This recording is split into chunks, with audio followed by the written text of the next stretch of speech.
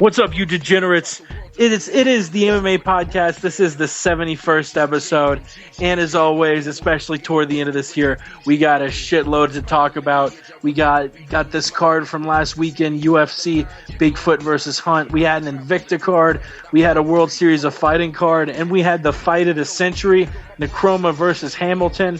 We'll be talking about all of that. We'll be talking about the week in MMA as the year's winding down. We're getting a lot of cards. We got the Benavidez versus Johnson rematch and a ton of good cards at UFC on Fox 9. I'm doing this off my phone, so I can't even hear the music, so I'm going to assume that it's going to drop back in soon. Let's do this shit.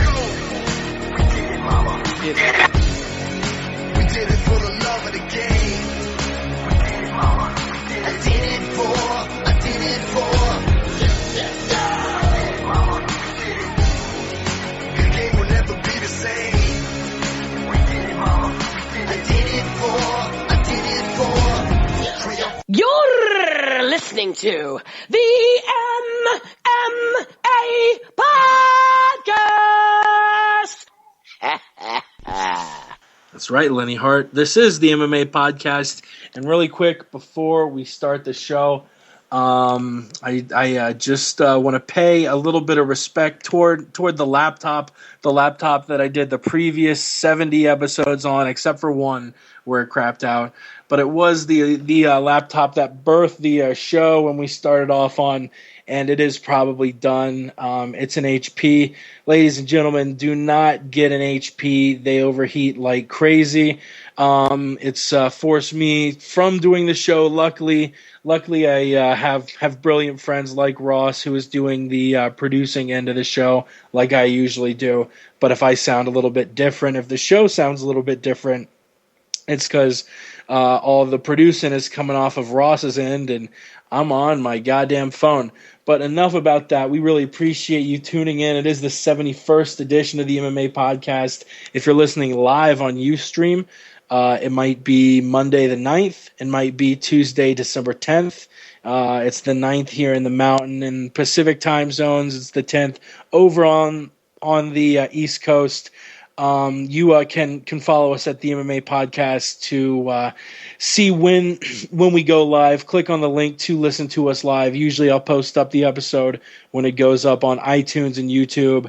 And speaking of those, you can just search for the MMA Podcast on those. I'm joined by, like I said, three brilliant men, and I'll start off with the one who's saving my ass tonight, letting us produce the show and basically letting the show go on while I don't really have a working laptop. Christmas is coming up. I'll probably use some of the associated funds with maybe getting a little $400 or $500 laptop, just something I can do the show off and isn't going to overheat and be horrible. But enough about me. Let's hear more about the best Jew in the business, Ross Finkelstein.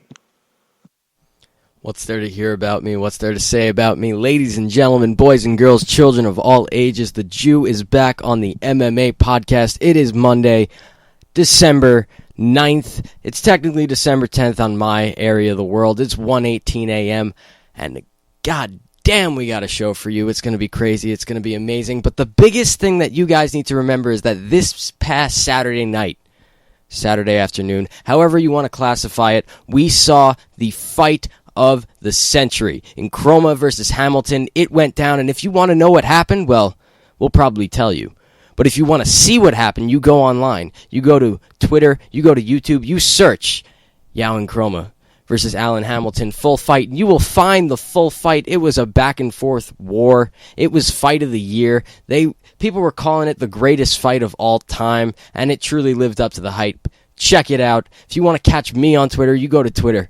You go to your search bar. Yeah, that's right. You. I'm talking to you. And you look for @Ross Finkelstein, E before the L. E before the L. Check yourself before you wreck yourself. He is the best Jew in the business. Follow him immediately and don't forget to listen to the final round. Another guy on our show tonight.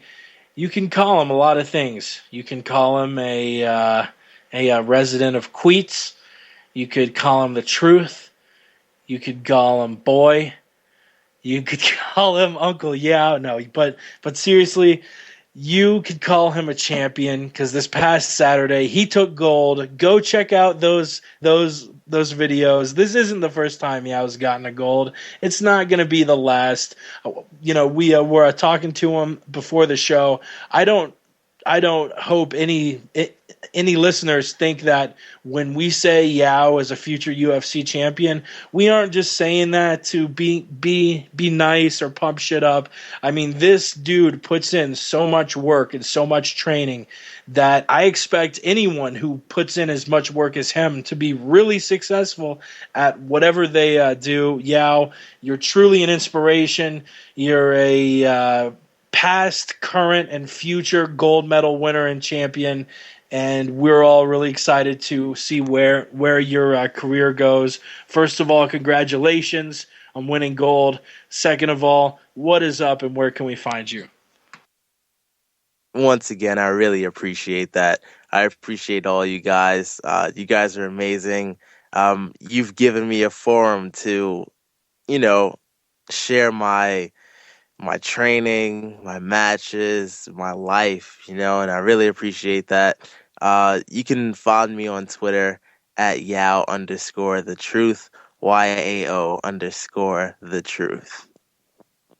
That's right. Check him out at Yao the truth.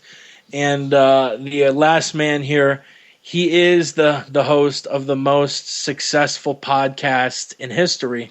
I think his last show broke a world record. I think it got 8 billion downloads. He recently was ranked on Forbes as the 6th richest man in the world. He can't go to China anymore, literally, because the mobs of people crowd up the airport. He is maybe the most famous person in the history of the world, and one day I'll be able to tell my grandchildren, and my grandchildren will be able to tell their great-grandchildren that I once spoke with the man, the legend, the word on the street. What's up, Ramses? Thank you, Jake. This is not about me. I just want to take a quick minute here to talk about Yao, the truth, Yao Nkromah. Honestly, this man took the gold home undefeated in Gi Brazilian Jiu-Jitsu, a legit tournament. He did it, and guess what? I never doubted he would do it. He is my one and only sponsored fighter here on the Word on the Street, even though, of course, I've never sent him a dime, but all my love, all my respect, everything, I've always believed in him. You should too. He is Yao the truth. He ended up winning gold, undefeated fighter. You can catch just Yao_the truth on Twitter or my Twitter, The Angie Me Show. Watch every single fight he had recorded by Ross Finkelstein.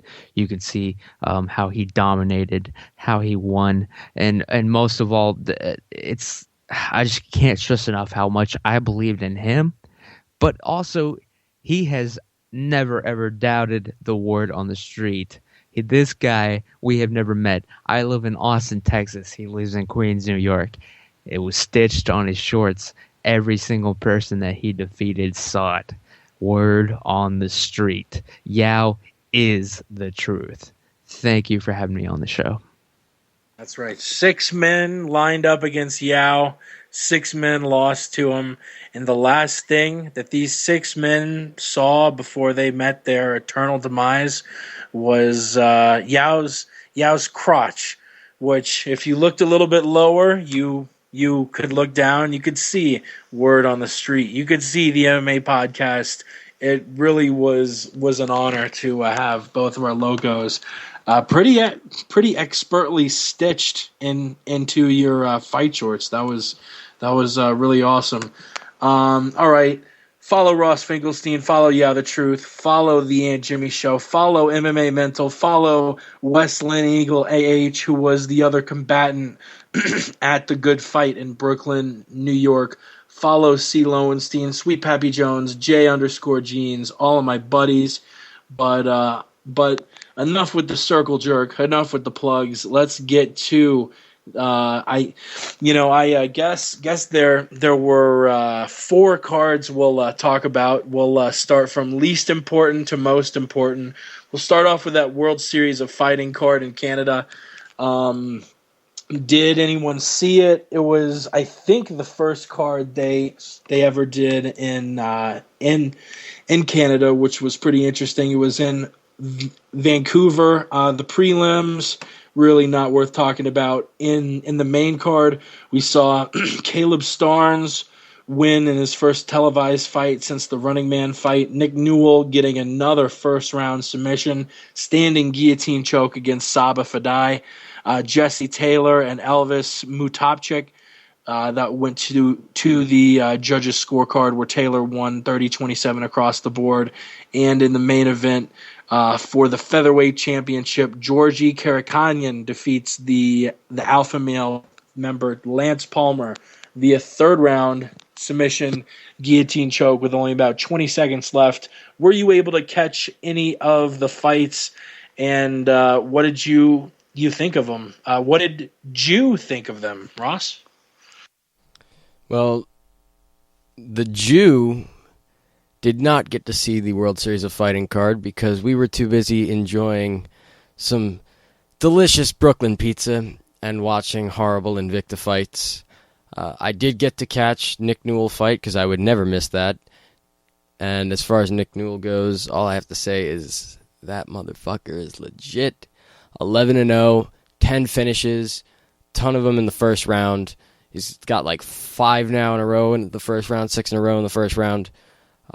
His submission game's deadly. He's got relatively good striking. His wrestling is top-notch. This is a guy who you put inside the octagon, he's top 10 in the world. And I hope we get to see him at some point. People think because he's got half an arm missing that he's at a disadvantage. If anything, it's an advantage. I mean, he gets leverage on those chokes. He doesn't have to grab palm to palm or do anything like that. He can just grab a hold of his elbow, basically. It gets cut off his elbow and pull you up. You almost called that. it a nub. So yes, I almost did. I almost did call it a nub, Jake. Thank you, Jake. Thank you. But he's legit. He's the real deal. Grappling, striking. I mean, he can.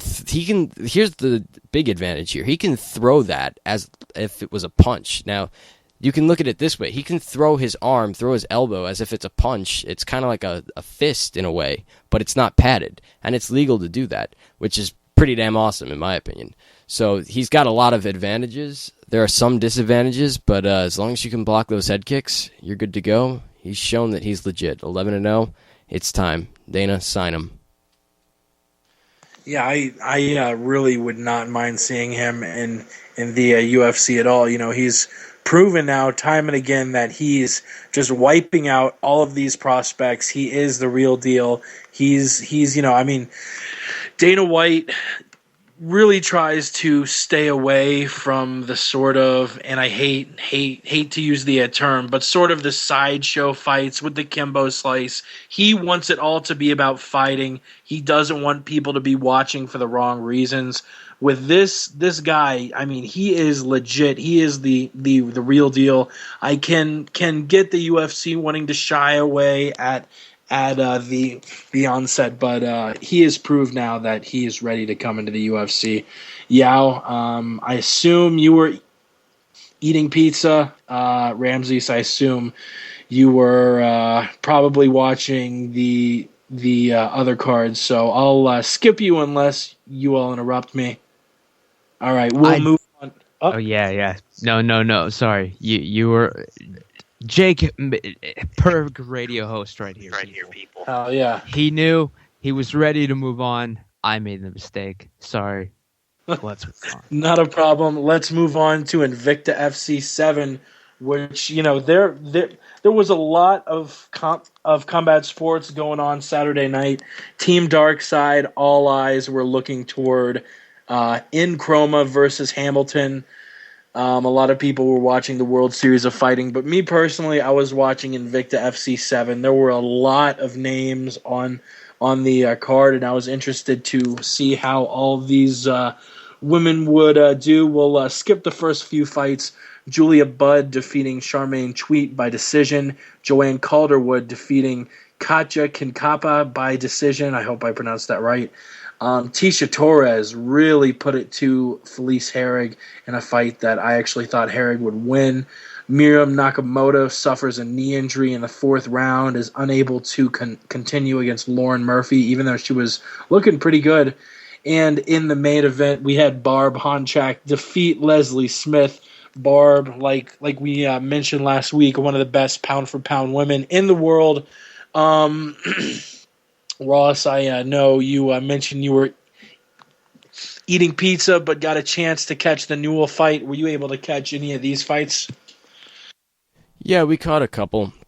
We had the Invicta card on over the World Series of Fighting card because Alan wanted to watch Joanne Calderwood fight, and I was, to put it in the simplest way, I was not impressed by her performance. She should have finished if she was so good, impressive. Man. I'll give you credit. Sorry, And, Ross, to interrupt, but thank that you. was good. Thank you. I appreciate that, Ramsey. See, someone appreciates it. But I wasn't impressed by that fight. Kind of lackluster. I mean, this Invicta card wasn't as good as the other ones, and they continue to have these problems. They continue to give away their show for free because they have pay-per-view issues.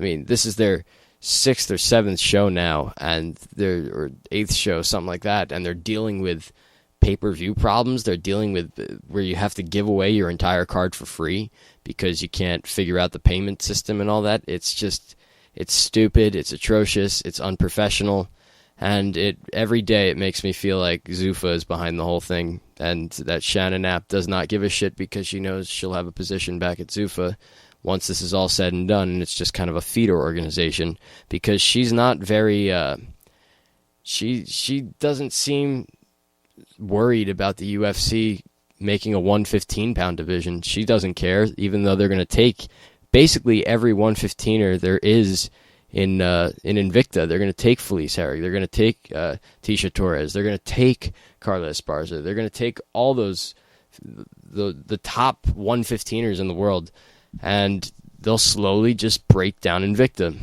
Invicta is not really going to survive for much longer. I see them maybe having a year left, but eventually all those weight classes will get absorbed into the UFC when the time is right. There are still ones that don't have enough talent there to be absorbed into the company, but at some point we will get them. That being said, the other fight we did catch was the Tisha Torres versus Felice Herrig fight.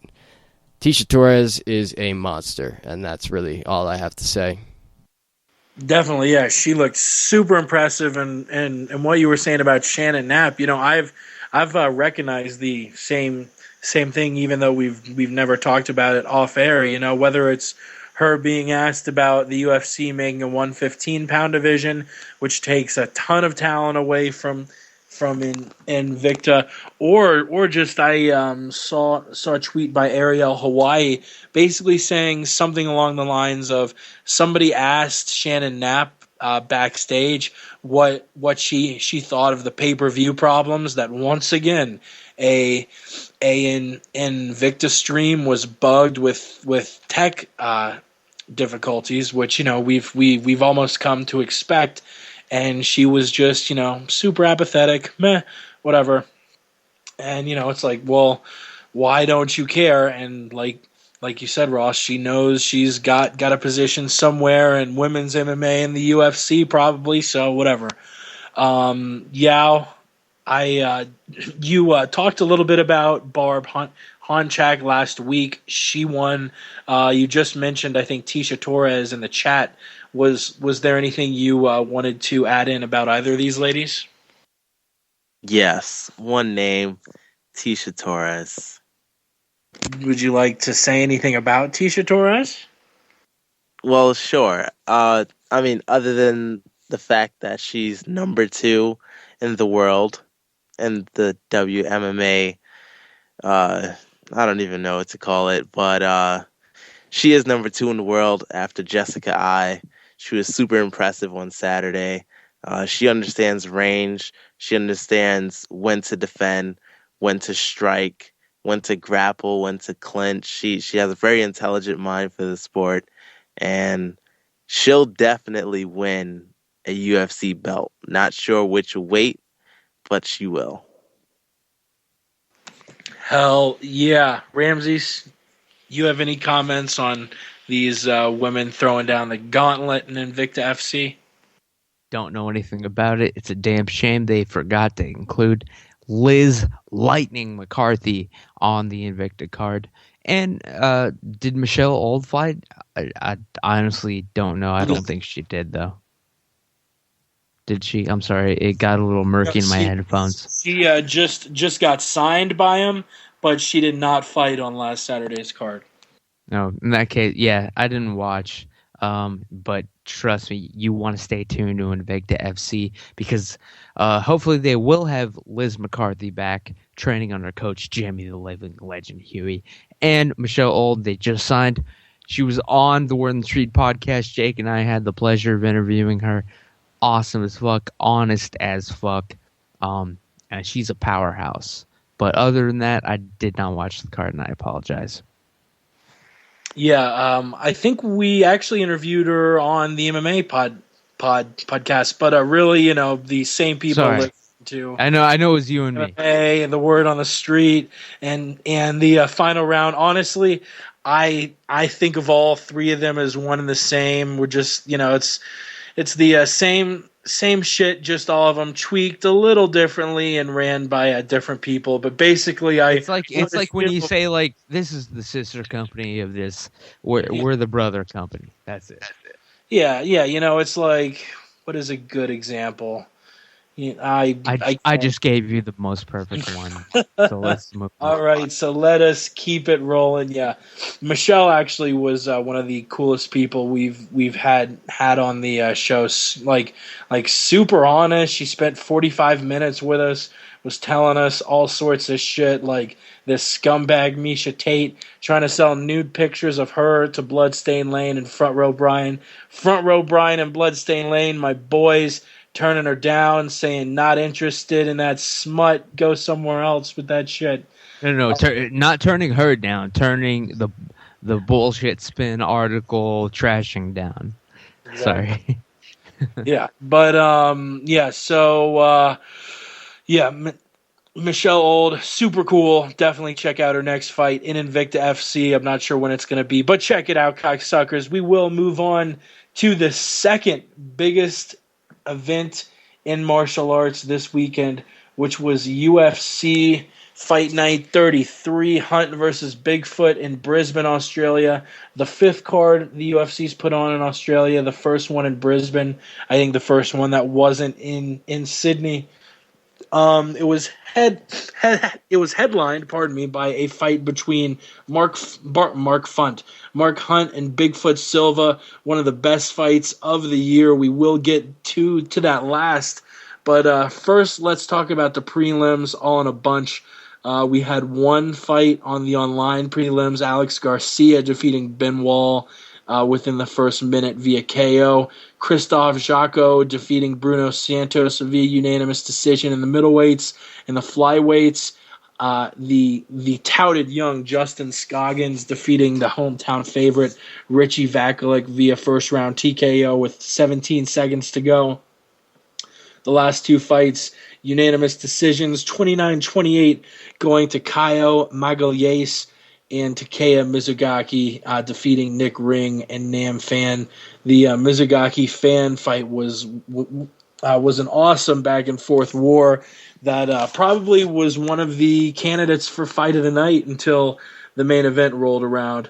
But what did you think of these 5 fights? What did you think of the winners?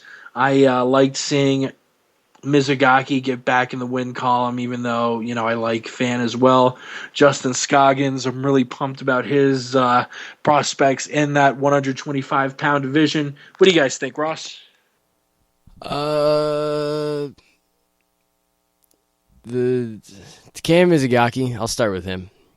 Just start out easy. Takaya Mizugaki is a motherfucker. I love watching him fight. I think he's improving vastly. He's now on a 4-fight winning streak, I believe. He has made himself a contender at 135. He looked fantastic against Namfan, especially in those early rounds. Just boxed him up, outstruck him. Nam kind of came back in that third round because Takaya Mizugaki does tend to fade. But overall, I like what I see with Takaya Mizugaki, and I look forward to his next fight. And Justin Scoggins is probably going to fight for the title at some point. That is a scary, scary, scary, scary dude. That being said, the fight was stopped early, but it wasn't really... It's not like he was going to win the fight anyway. Like that was done. But it was an early stoppage. It was a bad time to stop it. He stopped it at the wrong time. So those are the two guys that I was impressed with the most. Everybody else, Nick Ring, I got nothing to say about Nick Ring, other than we actually thought he won his fight. We thought he got robbed. But other than that, yeah, everything else, not much to say. Yeah, the truth. This I believe was the night before your championship campaign, and if I'm not mistaken, you, Ross, and Allen all watched this at a Buffalo Wild Wings, where you didn't get wings, you got fucking burgers, like a few mukes. Don't judge us. But you fucking mooks. What did you think of those prelim fights, Yao? Or was your head way too far down that burger after the weigh-ins? No, it was nice. Yeah, we had a nice time. Eating, watching some fights on the Friday night actually. Justin Scoggins, he's very good. He's not gonna win the title until Demetrius Johnson either leaves the division or retires. No one's gonna beat him. He is gonna be undefeated at 125. Takaya Mizugaki did very well. Nam fan should really take some time to rethink his fighting career. He's just one of those guys, he's not going to win the title unless he really, really changes something. But the Kyle Magalesh fight was good. I thought he won that unanimous decision. That's about it. That's about it from the champion. Ramses, what were your thoughts on the prelims? I did not see any of them. Thank you. All right, let's move to the main card then. We'll tackle these first 3 fights. We'll tackle the first 4 and then talk about the co-main and main event in depth. These 4 fights, we all thought her name was Beth Correa going into it, and then in all the preview videos with Anik and Florian and hearing her say her name, I'm pretty sure her name is pronounced bitch. So Bitch Correa took on Julie Kedzie. I know a lot of us were rooting for Kedzie because she definitely is a very nice, colorful personality on Twitter, and the weigh-in was pretty epic. Kedzie smiled, and bitch, I guess, going with her name, didn't smile at all, and then she sort of bucked at Julie, and Julie laughed at her. It was pretty funny. But unfortunately, Julie lost a split decision.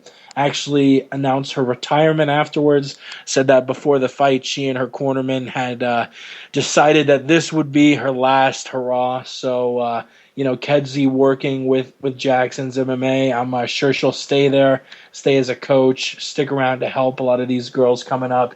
And just as long as she stays on Twitter, I think we'll all be as okay with it as we can be.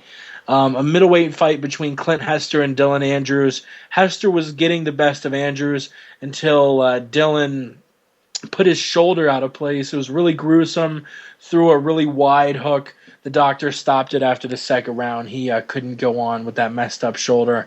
In the heavyweight division, Barry was a favorite over Soa Palele, coming off maybe the worst UFC fight in the modern era, who had just had that horrible fight with Krylov. Palele came back.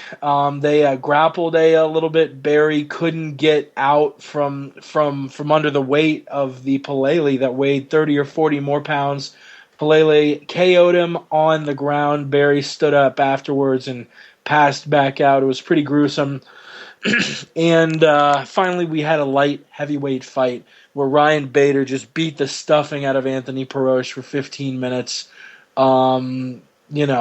He beat the shit out of him. The fact that two judges thought it was 30-27 really makes me wonder if a 10-8 round exists in those judges' eyes. Because, Bader, especially there in that third round, was just beating the shit out of Perosh. It was ugly to see. These 4 fights, Bitch Correa, Clint Hester, Soa Palele, and Ryan Bader coming out on top. What did you guys think of it? Well, first off, Anthony Perosh was robbed. I thought he won that fight. As far as the other fights go, Soa Palele, I've never been impressed with the guy. He's just a big, giant, overweight dude.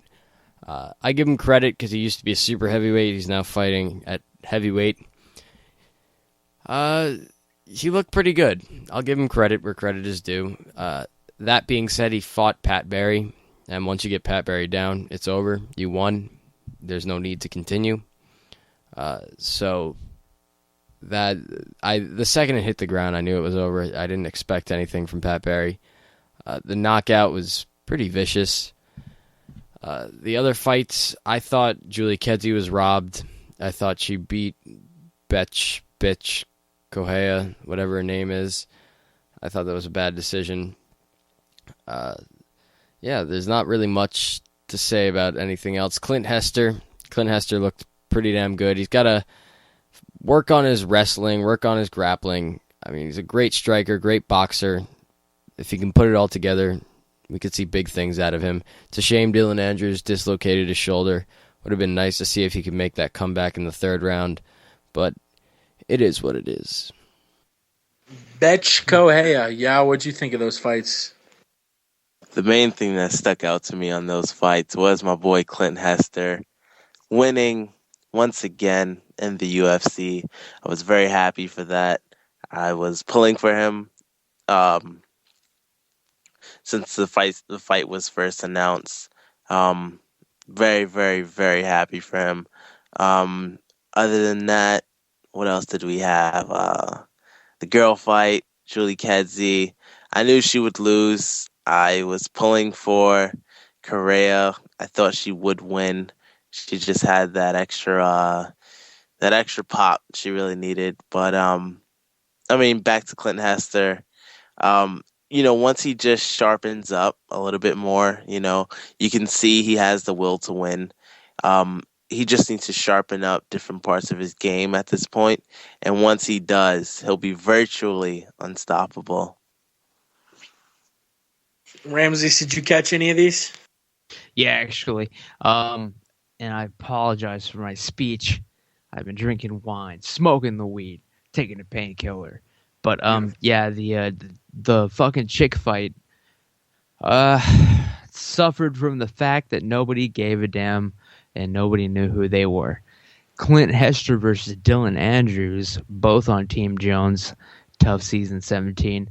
I loved seeing this fight happen. I was hoping it would be a war. Unfortunately, Dylan Andrews, something happened with his shoulder. I think I have to fucking rewatch the entire season now.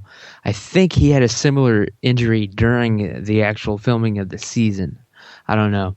So that fight was a disappointment. And the last one, Bigfoot, Pat Barry. He's one of the other guys where, he's cool to talk to. He seems like he's got it all together. But you have to keep in mind, not only he's been fighting UFC fights for a long time, taking big shots. Before that, he had an even more extensive kickboxing career. It might be time to hang it up. As much as you love seeing a Pat Barry fight, these are the types of fights where you have to say, retire, find him another gig within the fighting industry. But, we don't need to see him get hurt anymore. Word on the street. Yeah, it was kind of scary to see him fall on his face after he stood up. Let us get to the main and co-main events. Speaking of a brutal KO, oh my God, Shogun Rua with one of the KOs of the year, knocking out James Tahuna a minute and 3 seconds into the first round. Caught him with a left hand with his back against the fence. James crumpled, and Rua really came down like Dan Henderson did against Michael Bisping. Literally the last split second, I think Shogun kind of realized he was out and sort of made his punch go to the right into the canvas. But Rua crumpled him, and I don't know if he ever was gone, because let's look at it. His last 2 losses were to 2 of the best 205ers, to Chael Sonnen and Alexander Gustafsson. Neither of those guys are slouches. Chael only loses to people who are black. Gustafsson just got in a war with John Jones that a lot of people are calling Fight of the Year and demanding a rematch for. So like I said, I don't know if he ever was gone, but Shogun Rua is back, if he ever was. What did you guys think of the KO? What's next for him? It was a amazing fight to kind of put Shogun back on the map. One of the most impressive of his 13 knockouts. Ross? You said it best, Jake. If you want to call in right now, you can call in 702-605-4430. That's 702-605-4430. The number is up on the screen if you are watching on Ustream right now /listening. Call in, debate. This fight, I thought people were writing Shogun off way too early. I'm still a believer in Shogun. Some things needed to change in his camp. He changed those things. When I watched the weigh-ins on Thursday night with Alan, and we saw Shogun walk out, that's when we immediately knew, all right, Shogun's going to win this fight. He had not an ounce of body fat on him. He did not have his signature Shogun flab. The Shogun flab, yeah, the trademark Shogun flab. It was gone. He looked like Shogun in pride. He was ready. He was back with Eduardo Alonso. He's back with his old team. He's doing things right.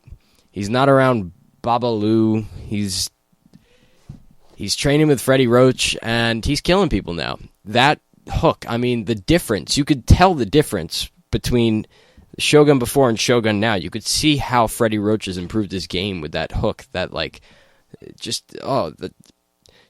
the tightness of the hook. Before, Shogun would throw those looping hooks, and now he's got that very tight inside hook, and he just landed at the perfect timing. James Tahuna, he came in with his freaking right hand just all the way down. He threw that uppercut, threw the left uppercut, and left his right hand down, and boom, Shogun capitalized on it with a perfect punch and basically killed him. I thought he was dead. I thought James Tahuna was literally dead. Shogun is a gentleman for not punching him in the face and punching to the side of his face on the way down, screaming at him, and Shogun's back. I want to see him at 185. I think he's got a big knockout now, and now he's got momentum behind him. He can go down a weight class and have a fresh new start, and there is a fight that we kind of have to finish the series. It's 1-1. I think we need to see in the future Shogun Machida 3. Yeah, seeing him again at middleweight would definitely add a little bit of intrigue to the rivalry. Yao, what did you think? He's not a black zillion, but I don't know if you like him, you dislike him. What do you think about Shogun knocking out James Tahuna? It was a good knockout. Shogun, when he got on the scale Thursday, he didn't look fat as he usually does. Ross pointed it out. He looked pretty toned, even when he was making his walk to the octagon. He still looked pretty toned.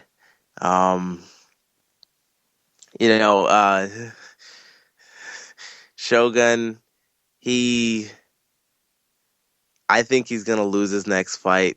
I don't think he's necessarily back like people are saying. I don't think he's remotivated. It was a good knockout. He's very skilled. I thought James Tahuna would win that fight, but he didn't. That's all I got. So you got what? It sounded like he cut off. Yao, are you still there? He you said that's all he has. That's all he's got. Oh, that's all he's got. You son of a bitch. Ramses, what did you think about the Shogun KO?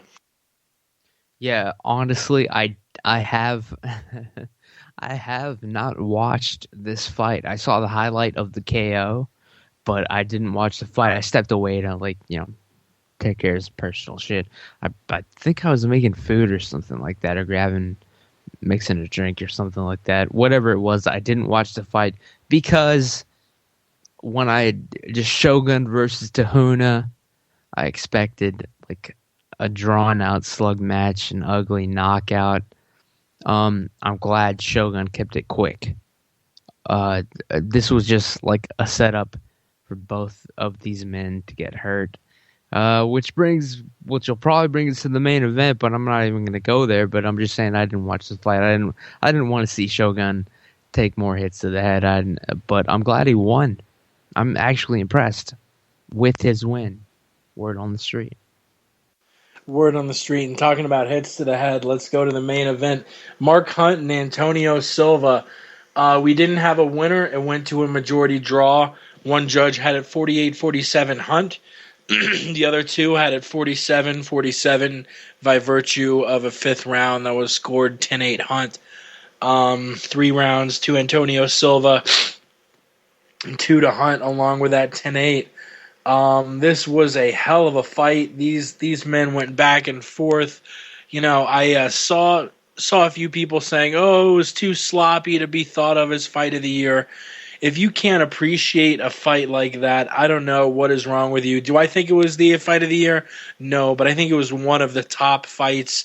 I still have Chandler Alvarez, too, as my quote-unquote fight of 2013. But this was entertaining as hell. They went back and forth. And it's not about the blood. It isn't about the carnage. It's about the fight spirit in each of these men to come back, for Silva to be swinging after some of the shots and some of the damage that he took, for Hunt to be swinging in the same exact way. It just showed that both of these guys are filled with a ton of heart. They were completely gassed. They were both going for the finish. It was a hell of a match. And neither of these guys, or rather, both of these guys refused to give up, and that's what made it so fucking awesome. Ross, we were talking about it a bunch after the fact, but give us your thoughts on Hunt versus Bigfoot. Jake, I've seen well over 1,000 fights in the UFC. 1,000 UFC-branded fights over that. And most of the time, pretty much for every single one, I've scored the fight. This is the first time in my entire life as a fan of mixed martial arts that I stopped scoring a fight and just watched. I could not believe what I was watching. It was insane. It was incredible. It was just a battle of wills, a battle of just toughness. Who had the will to win that night? And they both did, and they both got a draw because of it, and I'm completely pleased with that. It was a draw. There was no winner in this fight. It was beautiful to watch, to see the comebacks that they made, the back and forth rounds that they had. I mean, you go from one round where, first of all, Bigfoot. I am a very vocal hater, I guess you could say. I'm a hater of Bigfoot.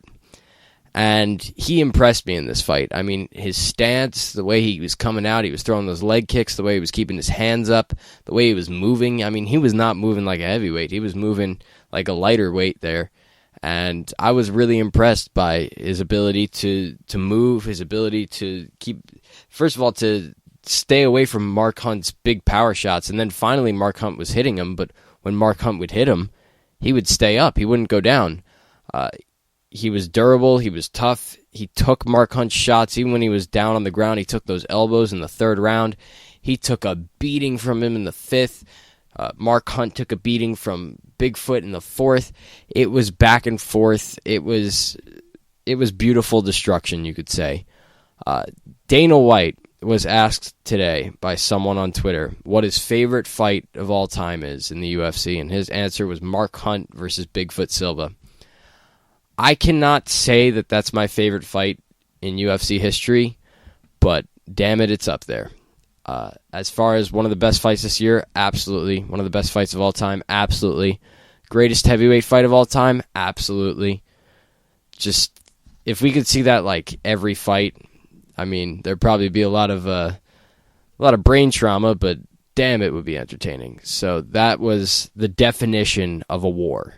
And my hat's off to Bigfoot Silva, my hat's off to Mark Hunt, and I hope they recover well, recover soon.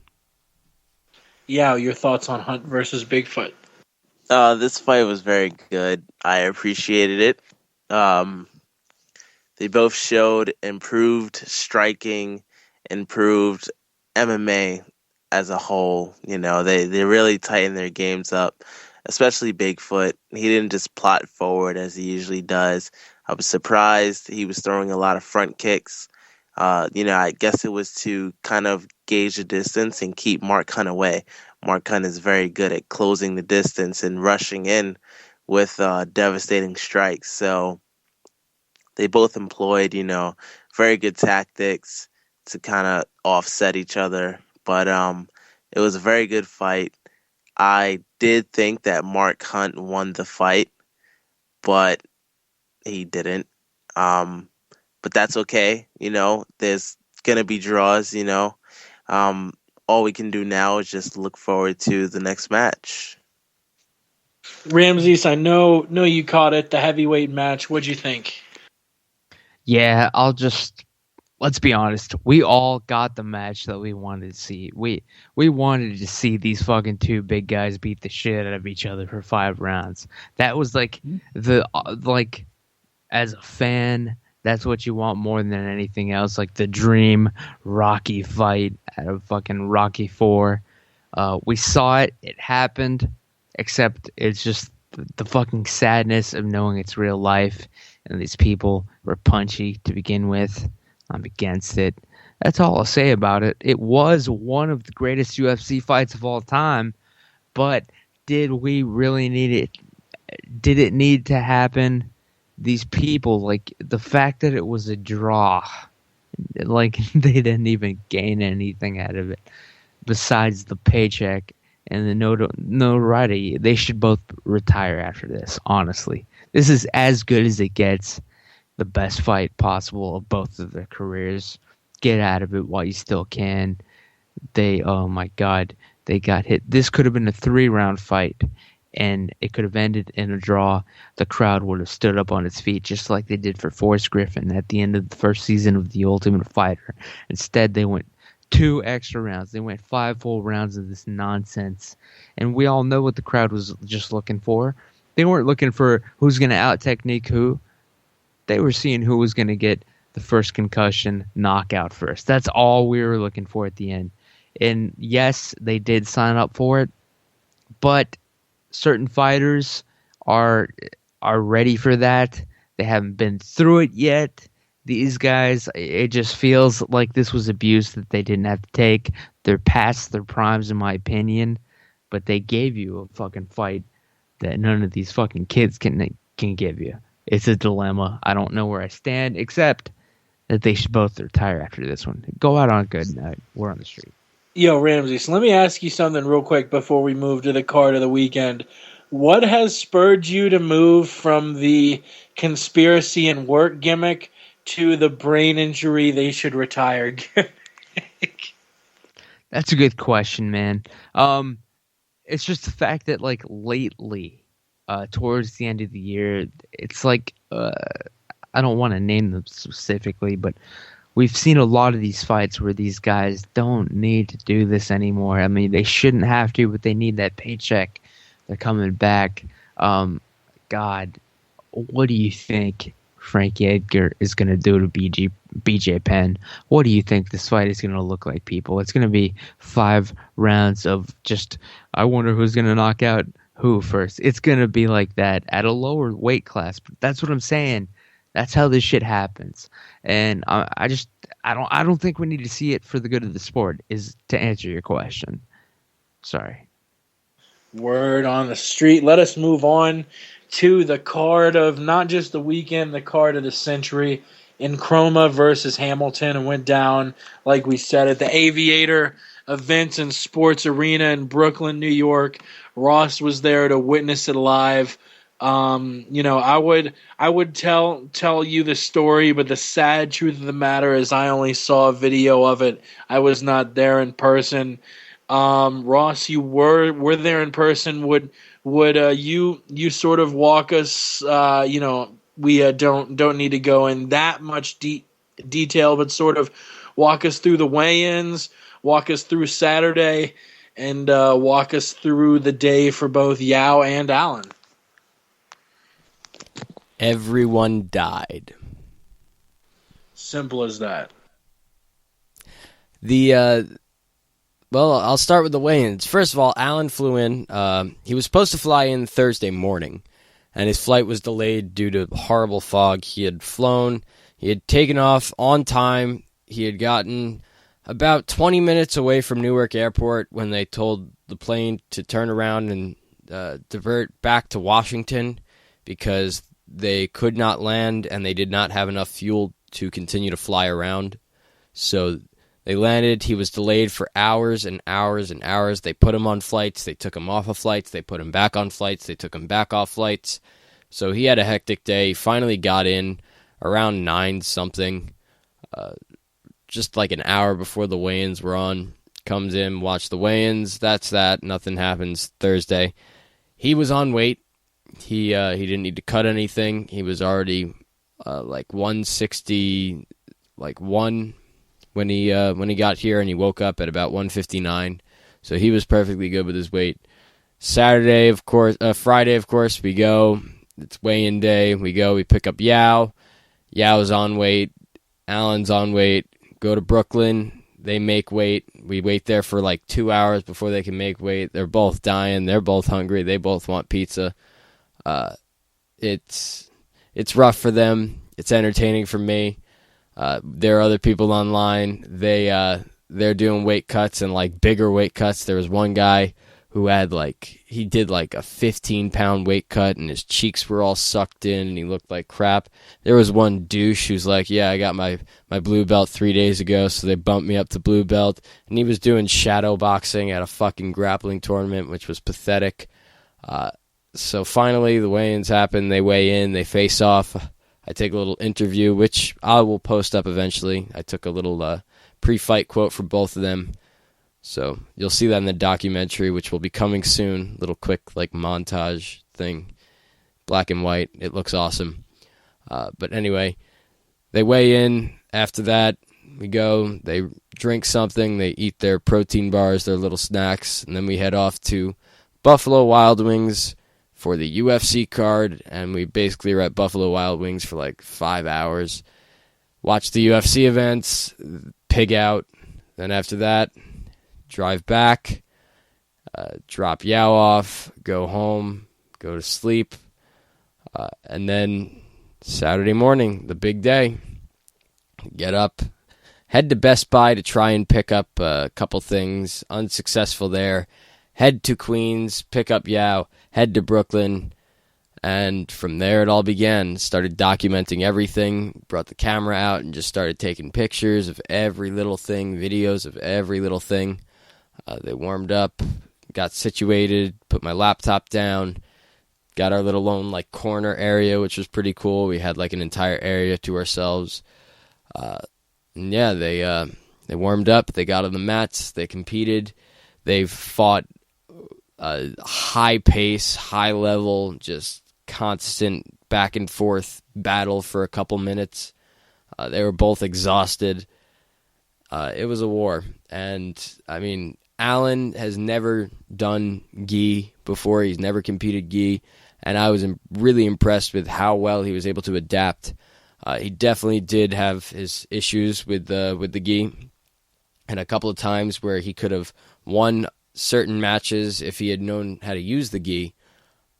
But, you know, what can you do? As far as Yao goes, Yao is a beast, obviously. Alan's a beast, too. Yao is a beast, running through people. He lost one match, which the only reason he lost is because he put his leg, he swept one leg instead of sweeping two legs on his Uchimata. If he had swept both legs, he would have ended up in side control. He would have gotten credit for the takedown, and he would have won that match.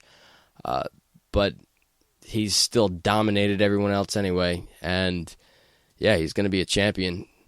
It was an impressive day between both guys. I was impressed with Alan's work. I was impressed with Yao's work, and I cannot wait to see them go at it again one day, possibly. Wink, wink. Yeah, I definitely want to ask Yao a couple questions, but before we do, there was a little bit of controversy. Alan had one match in the class he was most comfortable in, the no-gi. He lost on advantage. Now, you know, there was definitely the part about him getting mount at the very end, but him not having it for 3 seconds, so not being able to get the points for that. But would you walk us through the shadiness of the whole Allen decision and you know, the other guy and the referee and all that shit? Yeah. Well, first off, Allen in his first, he only had one no-gi match, and in this no-gi match, he faces this guy who clearly he's better than. He can beat him. So first thing he does, he shoots a double leg, he gets him up. The guy then wraps his legs around him and tries for like a guillotine, but Allen stops it and then slams him down. So that's a takedown, but they didn't credit him with the takedown. It was a clear takedown. Chael P. Sonnen watched this fight and said that Allen won this fight and he was robbed. Every single person who has seen this fight has said Allen was robbed and that should have been a takedown, that should have counted. The guy threw up like one triangle attempt, and that's what won him the fight because he got the advantage point for that. But, I mean, Allen got a takedown. Allen passed his guard, passed to mount. He got out of guard, passed to half guard, then passed to mount. Even though he didn't get the mount and hold it, he got the mount. He didn't hold it for 3 seconds. He won the fight. He dominated the fight. It was clear. There was a clear winner, and this judge gave it to the other guy. Then after the fight, this guy was based out of a certain gym. I'm not going to state names because, you know, I don't want to piss anybody off. I got some people that I've trained with before. You know, keep it cool around here. But the referee is affiliated with the guy who he gave the decision to.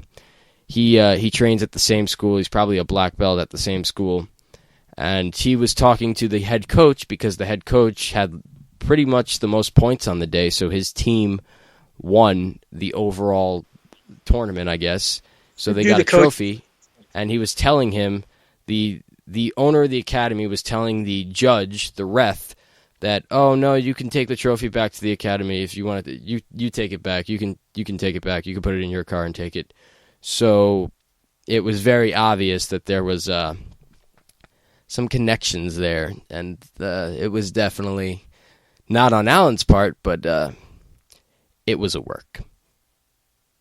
You know, at least when people like CJ Ross are fixing fights, they're probably getting paid millions of dollars. This is just a stupid pride thing.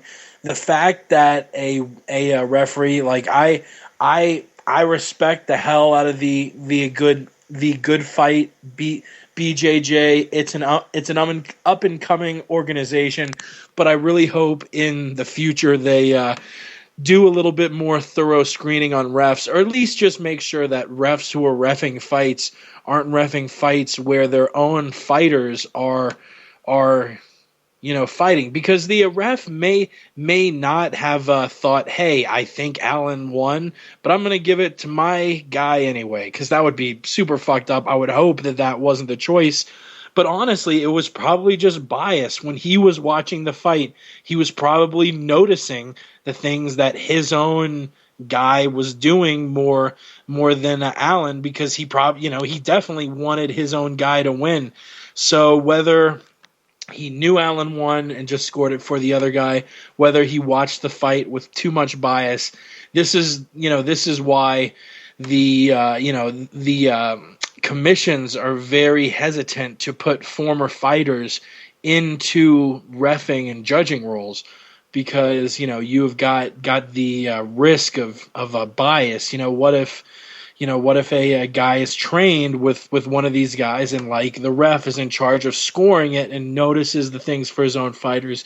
So that was kind of unfortunate, but but I want to switch it over to Yao. Yao, you and Alan fought first, which was really cool, because both of you guys were still at 100%. How does Alan match up? You've grappled tons of people in training. You've been at a ton of competitions now. You're a multiple time gold medalist. You've grappled against a lot of people. How does Alan stack up against the people you've grappled?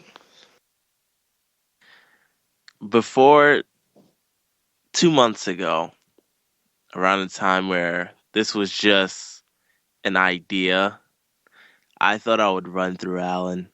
I'm going to be completely honest. I wasn't underestimating him. I thought I would dominate him. Allen was the toughest opponent I've ever faced in my entire life. I can say that. I was a man when I said I thought I would defeat him easily, and I'm a man right now when I'm saying he was the toughest opponent of my life. What made it tough? Was he just very good at balance? Was he really strong? Was it technique? What made it such a difficult battle? He really was able to stop me from doing what I wanted to do. He was very strong. He was very tenacious. I could tell he really, really wanted to win.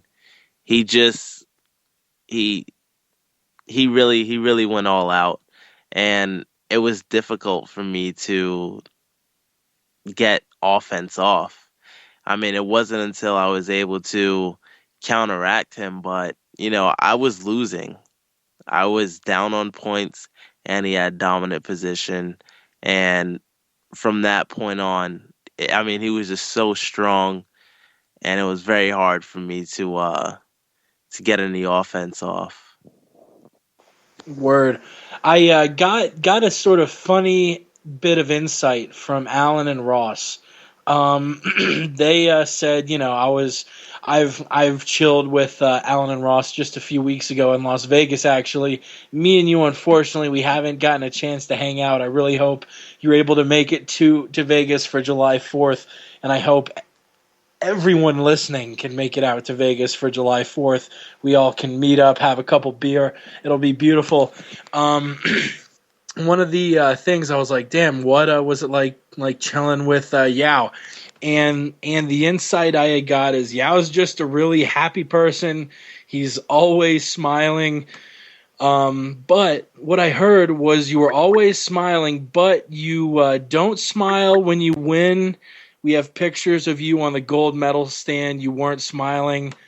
Is it just all business then? What is keeping you from busting out a big old cheesy smile when you've won a fight and when you're announced the champion?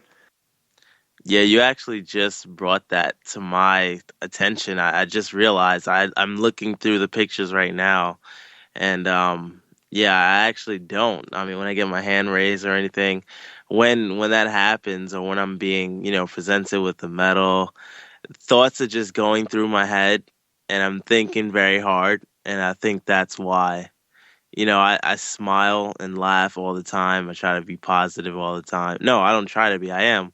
But when, the matches are over, or when they're happening, or, anything like that, a lot of thoughts are running through my head. So I think that's why. What are you thinking about?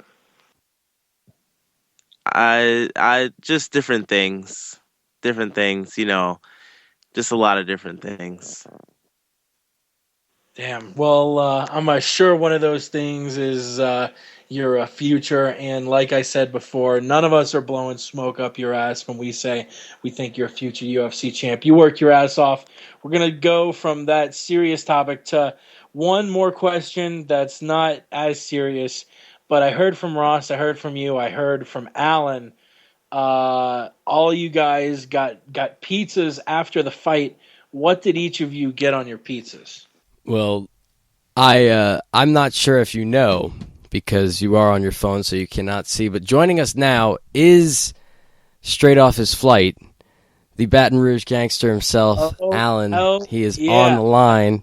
So I will let Alan go first, and he can answer that question. Alan, I definitely want to ask you a few questions about your fight. This is perfect timing. I was just throwing a few questions over to Yao, who said you were by far his toughest opponent to date. Everyone got pizzas after the fights. I already know because you all told me, but Ross had mentioned it a couple times. So for the sake of the listeners, what did the three of you get from the pizza shop after you guys wrecked house at the Aviator Arena? Well, I'm not too sure about all of us wrecking house. I think I was more responsible for that. But we actually went into your no-gi match, from the fight to the fact that the referee was affiliated with the guy he gave it to. I was actually talking about, none of us except the referee know whether he thought you won and just gave it to his guy because he's a dick, or whether he legitimately was watching the fight and thought his own fighter won just because he was so biased, because that's a guy he trains with and he was looking for all the positives in his game. We'll never know. But Alan, as far as it goes with me, Ross, Ramses, Yao, all a team Darkside. If anyone watched that no gi match that Chael Sonnen actually tweeted out, just go look at his Twitter. I think it has a bunch of views now. You did not lose that fight, and you look damn good in your match against Yao. So your record doesn't reflect it, but I can feel like I can honestly say you wrecked at least a little bit of house at the Aviator Arena. all right, I guess I'll have to accept that, since Chael did DM me and say, "What the fuck? You didn't win that fight because I thought you did." Yeah, going to the pizza, which was amazing, even though it was kind of like Mexican Brooklyn pizza. We were just trying to find a little quickie place to get some pizza so we could smash it real quick, and we all ended up getting a small pie, but that's actually the size of like a large from Domino's or like a regular pizza place. Yeah. And they were all thin crust, fresh made right in front of our face, dough smashed, oven roasted. Since, I was I came up short and I was the winner, I had to buy him dinner. And, I wasn't able to, throw all my resources into my one pizza. So all I ended up getting was a 3-topping with pepperoni, sausage, and I got some olives, which was a bad decision. I should have just got more onions. And across the street, they had a fresh market that is open 24/7. So I went and bought a banana bread beer and an extra chocolate stout beer and a bottle of Louisiana Crystal hot sauce to go all over my pizza. It actually sounds like the dopest of pies. I am always trying to mix it up. I'll usually get a little bit of pepperoni, but hot sauce is a must. I gotta respect you for that. We're both boys from the South, so we know what's up. Ross, I know, but for our viewers' sake, what sort of pie did you get? I got the best pie of all. A standard basic cheese pizza. A lot of times I'll just go basic. Frills and thrills are always fun, but what's a pie? You got your bread, you got your cheese, you got your sauce. That's all you need, cocksuckers. Yao, did you join Ross and just go plain Jane? Yep, got the best pizza in the world, the best type. Straight New York style, cheese pizza, thin crust. Can't go wrong. And I'm not going to pass it around and ask questions again, but I was made aware of the fact that everyone killed their pizza, but Ross and Alan killed it at a moderate pace. I've been made aware that, that you murdered like almost the entire pie within 10 or 15 minutes. How bad were your shits the next morning, or how bad was your stomach that night, or had you burned enough calories that your body just went through it like that? I really think I've burned enough calories that my body just ate it up, to be completely honest. We talk about poop a lot, but I think this is the first time I've directly asked someone else on the podcast about their poops. All right, we definitely got a little bit of news and a couple fight breakdowns, but now that Alan's on the show, I want to ask him a couple questions. You've I asked, Yao, he's gone up against dozens of people now, asked him how you stacked up against those people. Alan, you wrestle with a lot of perps daily. You're taking down people, trying to sell drugs, trying to steal cars, trying to break into houses. How does Yao match up against your random street hoodlum? I don't know how well you're going to be able to hear me. I'll try to do my best. But Yao definitely, he brings some things to the table that, I wasn't ready for, especially, with it being a gi match. He's definitely super talented, super gifted, and, I know those things, but I don't know how to employ them myself or defend them.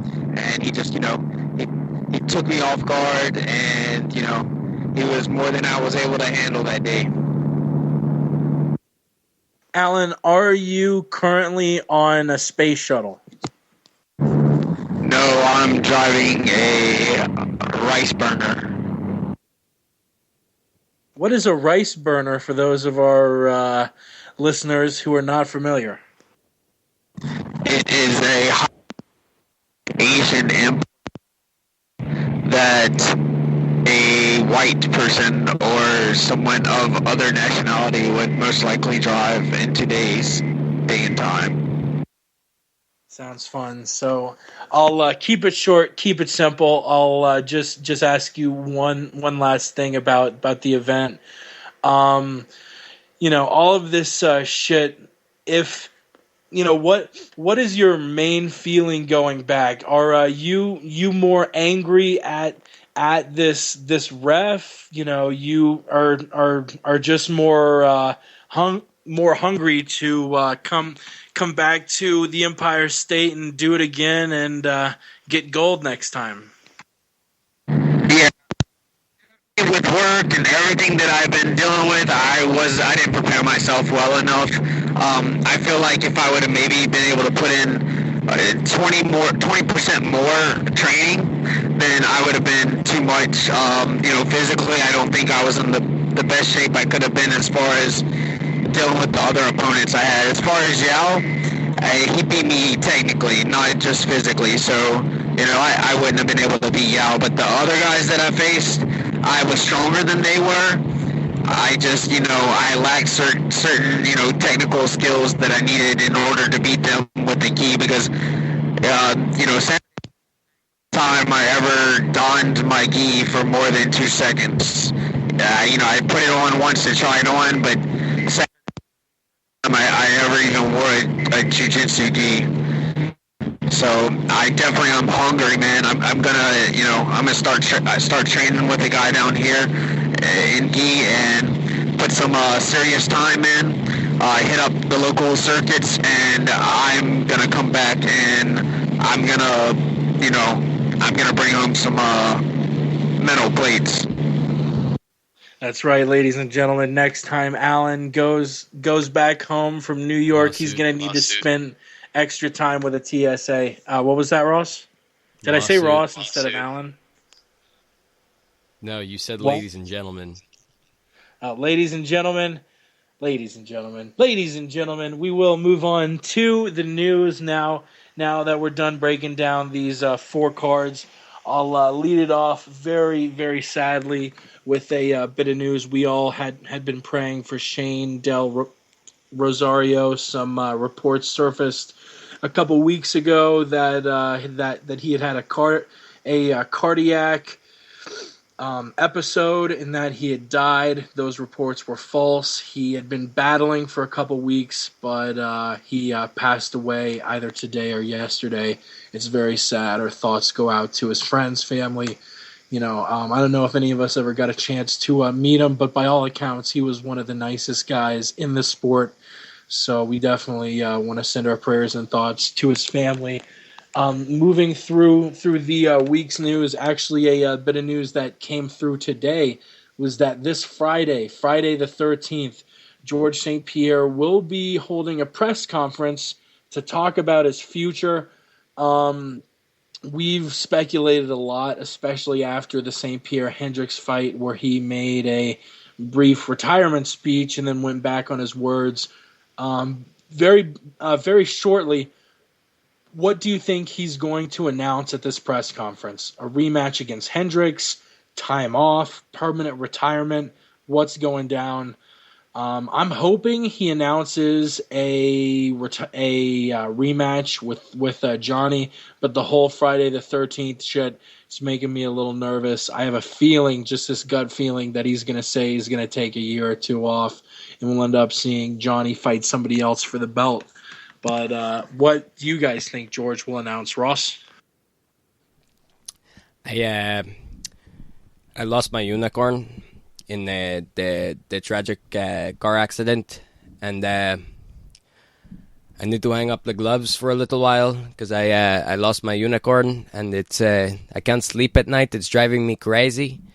Johnny Hendricks, he's a good fighter, good opponent, but I need to find my unicorn. Yeah, if you don't know what Ross is referencing, look up GSP Unicorn and prepare to laugh your ass off on this little video where he talks about his unicorn. Frill, though, Ross, you think he's going to take time off or not? It all depends. It all depends on if these rumors are true, what's not true. Where's George at? Where's George not at? I don't know. Tune in Friday, December 13th. I'll be on a plane. I'll actually be headed to Columbus, Ohio to see my brother graduate from the Ohio State University. Jake, if you bring up Saturday, I will murder you. So yeah, it'll be interesting. I think GSP shouldn't retire, but I'm kind of leaning more that way. I think he's kind of leaning that way only because if these rumors are true, he's losing about 60% of his paycheck before he even fights. Word. Speaking of that, do you have the 10 solid seconds of sports drop ready if we do decide to bring the viewers 10 solid seconds of sports? It depends. All right. Well, I'll keep it brief. I will keep it to 1 or 2 seconds. Don't worry. Just cover your ears during the 10 solid seconds of sports. We'll move on to Yao. Yao, George is one of your favorite fighters. What do you think he's going to announce at this press conference? George is my favorite fighter, number one in the world. I don't know what he's going to announce at this press conference. I'm not even going to take a guess. I don't care. Whatever he says or, decides to do, I'll agree with and be fine with. But one thing I know for sure, George St. Pierre is a professional. He should be respected. He's a future Hall of Famer. He has one of the best records in not only in the UFC but in MMA period. He's a very intelligent human being, very respectable, and he's the best. He's the best. Ramsey, what do you think about George's announcement? Is he to announce that he is an alien? If it were anything positive, we would have heard about it by now. So it's either going to be time off or retirement. If you hear that Gus won the EA UFC cover sport, whatever the contest, and he beat out GSP, then I would say GSP is probably going to announce a retirement. But it'll probably be time off. He's probably taking 2014 off, especially since he knows the UFC will give it to him. They gave Dominic Cruz 2 years. GSP, fuck. He can take the next 2 years off. If I were him, I'd fucking do it. That's my thought. Alan, what do you think this Frenchman's going to say on Friday? Alan actually dropped off the call, so we're trying to get him back, but he'll be back on soon. All right, we will move on then. Matt Brown pulls out of his fight against Carlos Condit. There's nothing really to discuss there, but that would have been Saturday. Alan, are you back? Maybe.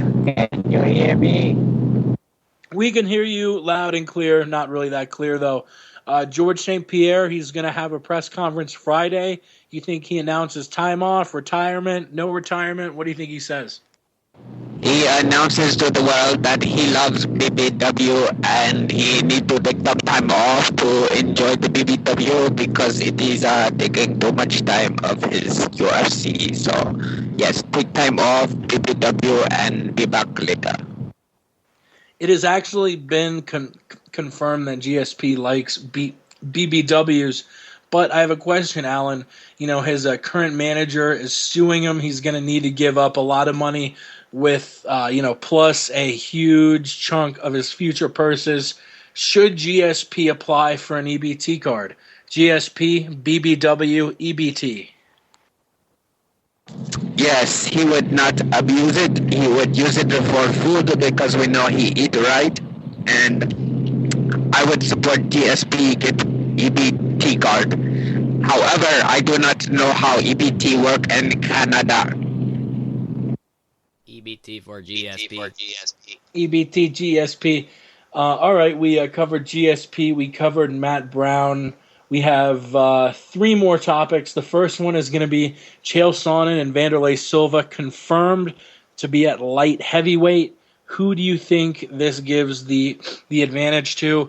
I sort of think it's sort of moot for both guys. Both of them are going to have a little bit more gas in their tank, but I don't really think it matters whether it's at 185 or 205. We see Chael Sonnen win this one 30-26. Ross? No matter what, Chael Sonnen has the advantage. This isn't a fight. This is a mauling. This is a somehow sanctioned, legalized beating.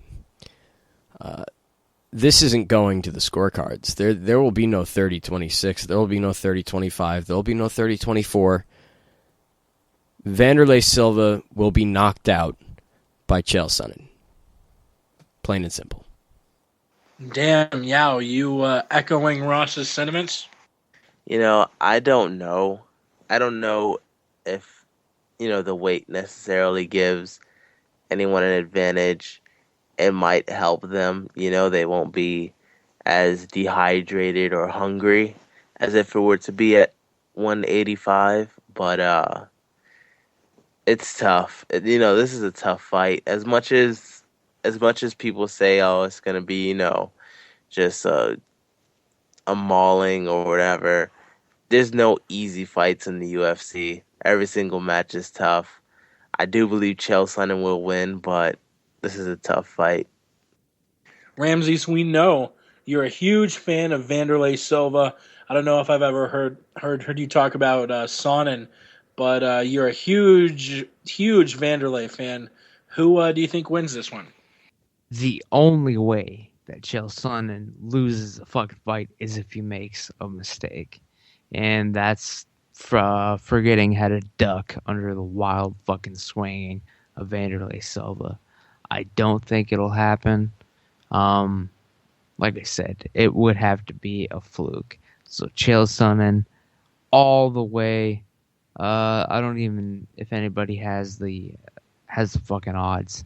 Tell me right now. I'm betting this fight all the way.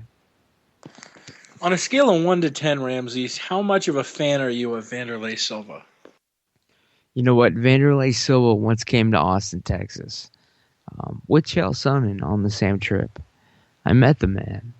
I'm saving the story for a future podcast, but I have no respect for him. I think. I said he think. I said I think, so my ass is covered. I think he's a kid toucher from what I saw. Not saying he is, but I think he is.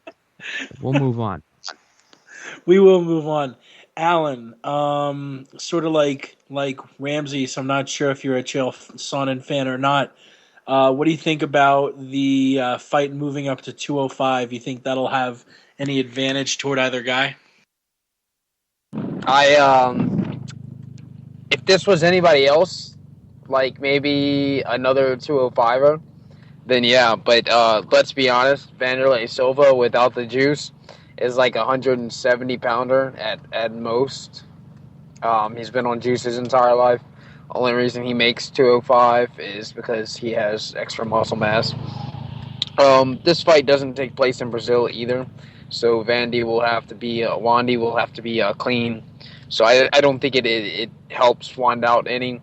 All it does is make Chael's weight cut easier. I think he's going to be training for this fight a whole lot more, just like he was for Shogun. And I think he's going to come in pretty big, and it's going to be advantage Chael P. Sonnen. You know, aside from all the joking, you know what really grinds my gears about Vanderlei Silva? His name, like we all know, is spelled W-A-N-D, but it's pronounced with a V, so you say Vanderlei. But like his nickname is Wand, and he has Wand Jim, so his nickname starts with like the phonetic W, but Vanderlei starts with a V. Get your fucking Vanderlei, get your shit together. It's Vanderlei and Vond are Wanderlei and Wand. You can't be mixing up these fucking letters on me. Fuck you, Vanderlei Silva. And if you can't tell in the sarcasm that I used before, Ramses and Allen are fucking huge fans of Chael Sonnen, and I wouldn't want any viewers to not know that they are big supporters of the champ. All of us are, really, except for Yao, because he's a racist, and the only white fighters he likes are Canadian. Let's move on to 2 fight announcements. After that, we will be doing the 10 solid seconds of sports. Hint to my producer over in New York. The first bit of news, we have fight announcements for 171 and 170. The fight at 171 is going to be Hector Lombard booked to fight Jake Shields. I think Lombard makes quick work of Shields. Lombard, people forget he's a black belt judokan. I think he keeps the fight standing, and if he keeps the fight standing, there's no other way this fight ends than a Hector Lombard KO. Ross? Yeah, you said it best. Hector Lombard. Jake Shields can't take Hector Lombard down. Hector Lombard's a tank. This is brutal. I actually feel really, really bad for the Shields family because they're going to bury his son. Yeah, they lost one Shields a couple years ago. They're going to lose another one at UFC 171. Yeah, what do you think about the fight? Hector Lombard is going to destroy Jake Shields. Jake Shields needs to retire. No, he doesn't need to retire. He just needs to go away. Hector Lombard is going to, I don't think he knocks him out, but he's going to dominate him in a way that we've never seen Jake Shields dominated before. Ramses, Lombard, Shields. Let's be honest, man. Sorry, go ahead, Alan. Did you have something? No, I didn't know if you were going or not. Yeah, no, sorry, I had the fucking mute. Same problem as always. But yeah, everybody's right. This is going to probably be a murder unless I hope the ref is a good one in this one, because it's going to be up to him what happens to Jake Shields. But they are setting him up for murder. Lombard all the way. Yeah, honestly think Lombard will fight for the title in the next year or two. Alan, what do you think about the fight?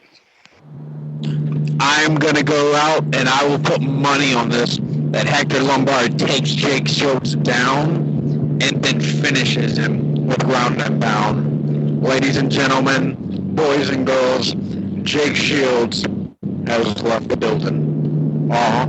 I'm sending you a cease and desist. You can expect it in your mailbox tomorrow. All right, last bit of news. At UFC 170, Rashad Evans will be taking on Daniel Cormier. What do you think about that one?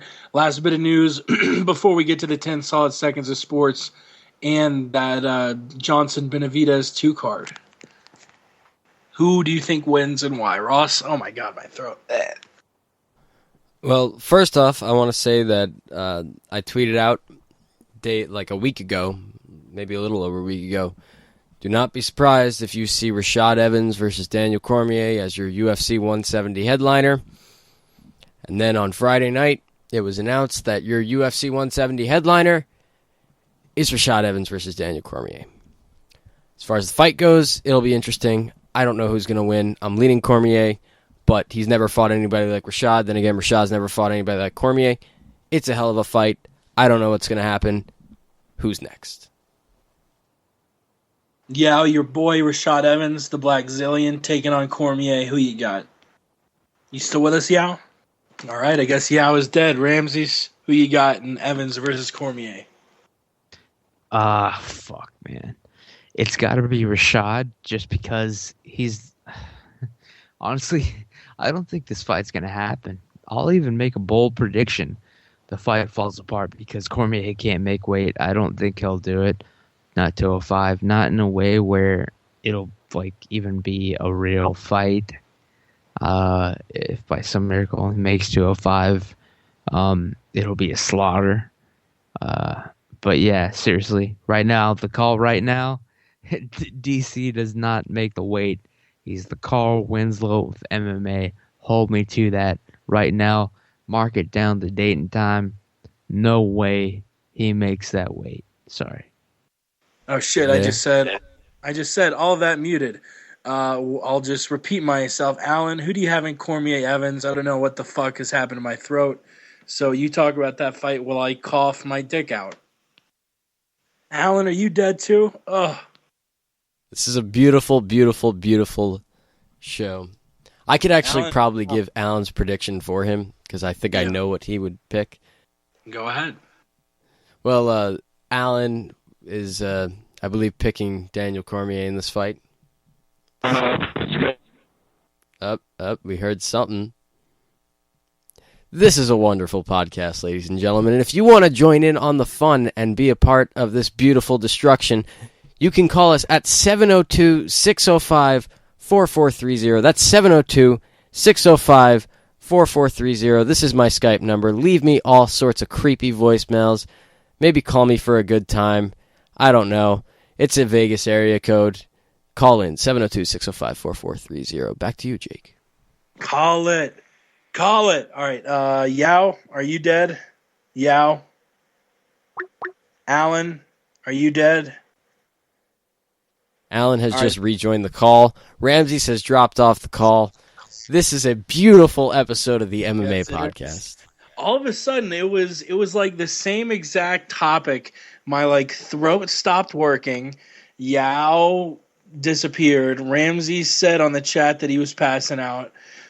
Alan is dropping in and out on a rice burner. Alan, you are back in the call. Are you still with us? What do you think about Evans Cormier?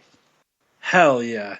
Smooth ass podcast. You know why this is happening? This is all happening because before the show you told us that we were going to try and keep it under an hour. You sound horrible. It sounds like GSP stroking out. All right, you are going to need to give us your fight breakdowns in one word, just really drawn out, so we can hear what you're saying. Evans Cormier, who you got? Ha ha. Ha ha.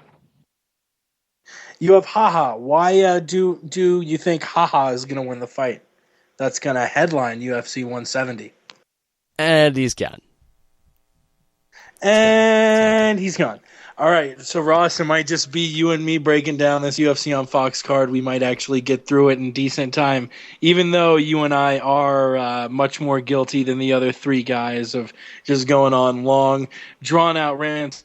Speaking of long, drawn-out rants, we don't do that on the segment of the show called 10 Solid Seconds of Sports. We just break down all sports, not MMA, in 10 solid seconds. Ross, are you ready? Oh, my God, Ohio State lost to Michigan State, which put Auburn in the national championship against Florida State. Craziness going on in college football. The NFL playoffs are nearing.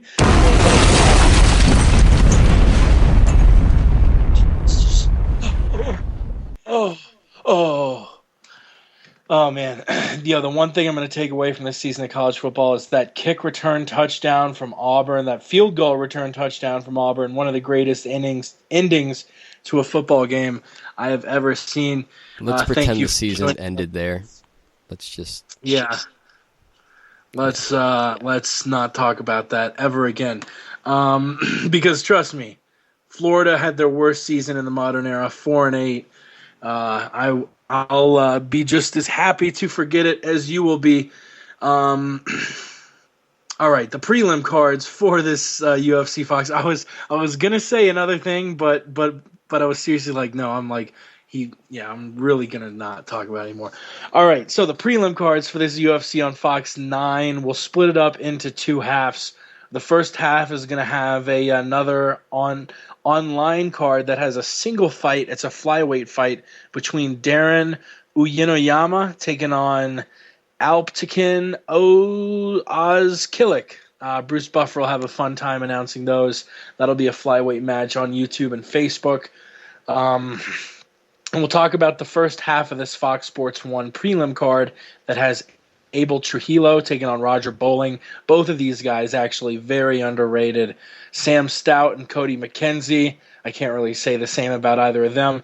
And a flyweight match, we got Scott Jorgensen moving down from 135, taking on Zach Makovsky, a guy I actually saw in person recently at RFA 11.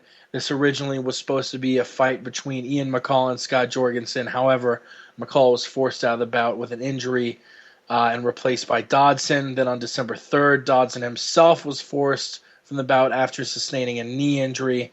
So now it'll be former Bellator bantamweight champion Zach Makovsky. That's definitely the fight that stands out here. You know, I'm definitely going to be rooting for fun size Zach Makovsky, but Jorgensen is a tough guy. Even at 35, moving out of 25, he's going to be an animal. Like I mentioned, the fight between Abel and Bowling is one between a couple very underrated lightweights. What do you have to say? It's a stacked card. I mean, we've got a lot of really good fights that should usually be on a main card somewhere, but because there's only 4 slots on this Fox card, you've got a lot of these fights on the prelims. As far as I guess you said 4 there, as far as those 4 go, I think Darren's going to win. By the way, a challenge to anyone listening, if you can pronounce those names, call in, please. It would be my pleasure. I think Abel Trujillo brutalizes Roger Bowling again. I don't think it's much of a challenge. Sam Stout versus Cody McKenzie is one of those fights that I really could not care. Like, it's... I don't use the term often, but that is a bum fight. It really is. And then that Jorgensen-Makovsky fight, that's a very interesting fight. Makovsky's taking it on short notice. He's looked like a beast at flyweight. This is going to be Scott Jorgensen's flyweight debut. So, I don't know who's going to win that one. Can Jorgensen counter Makovsky's wrestling? Maybe. Can Makovsky counter Jorgensen's wrestling? Maybe. Who's going to have the advantage on the feet? Who knows? It's going to be a very, very interesting one. The power advantage definitely goes to Scott Jorgensen in this one, but I would not be surprised if Makovsky pulls off a slight upset here. Yeah, I'm gonna have my eye very closely on that one. It seems like the position of RFA flyweight champion is one that almost guarantees a entry in the UFC. I mean, Zach had just won the vacant title less than a month ago. The reason it was vacant is because Sergio Pettis had the belt, and he was whisked away as well by the UFC. We'll cover the next 4 fights, one of which being on the main card, but was originally supposed to be on the prelims, but was moved up after the Condit Brown card or fight was scrapped because of Brown's injury. We have Bobby Green versus Pat Healy, a fight I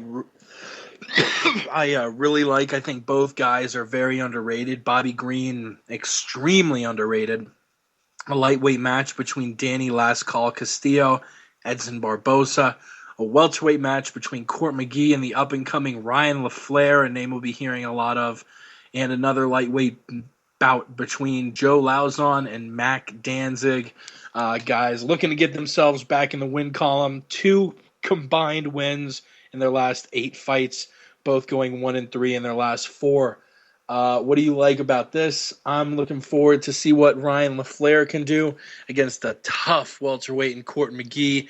Pat Healy looking to get himself, back on track to a title shot.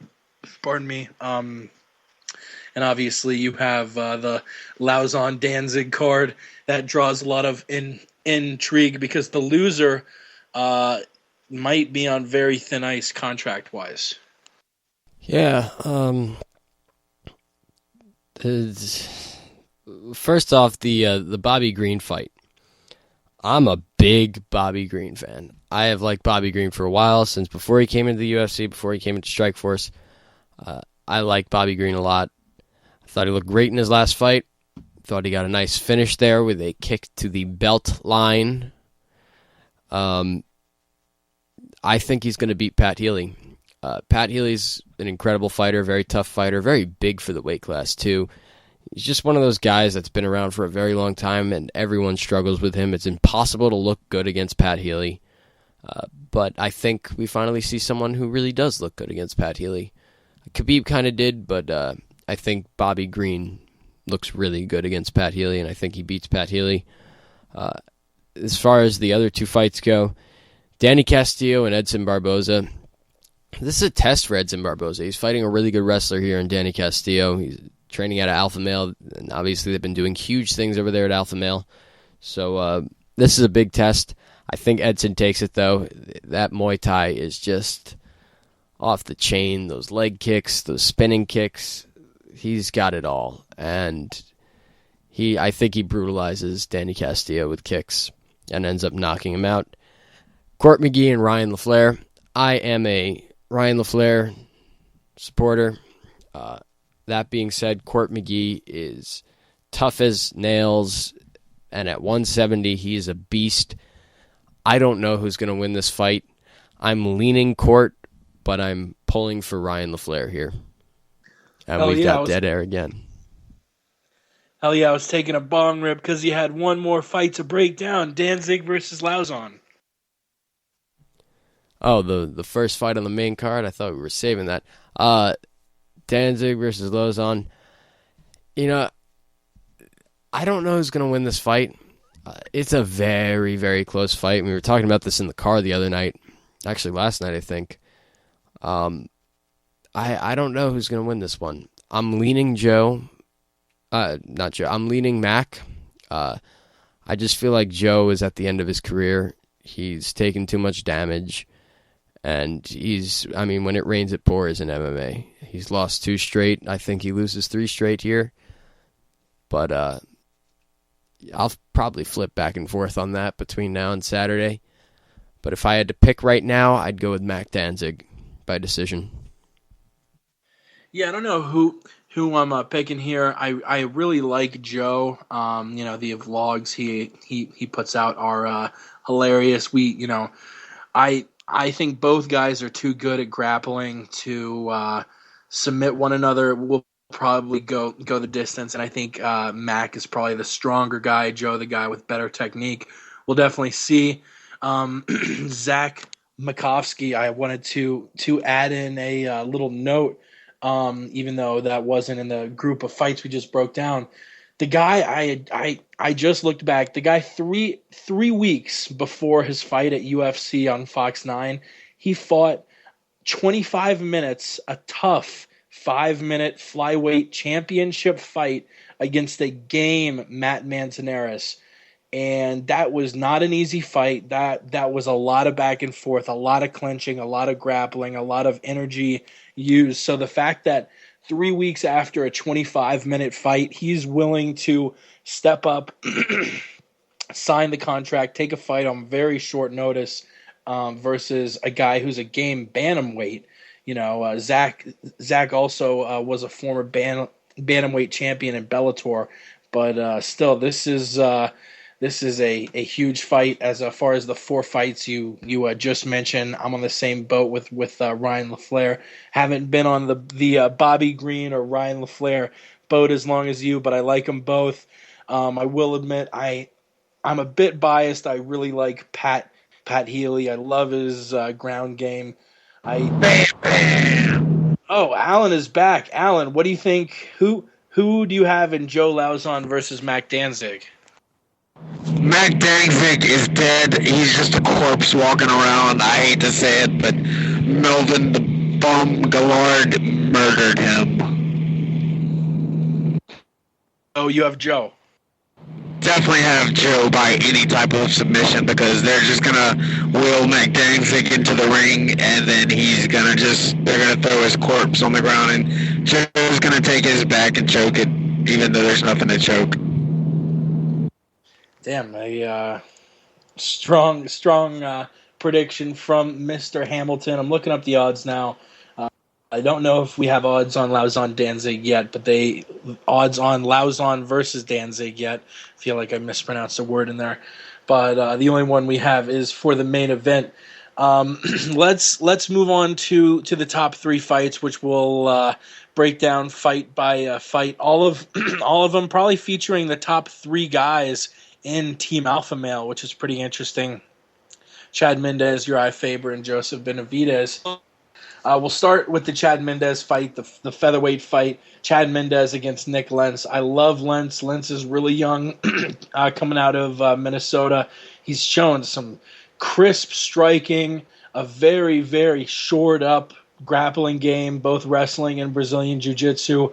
But Mendez is on a title run. A guy who was sort of not known as boring, but known more for wrestling than as striking.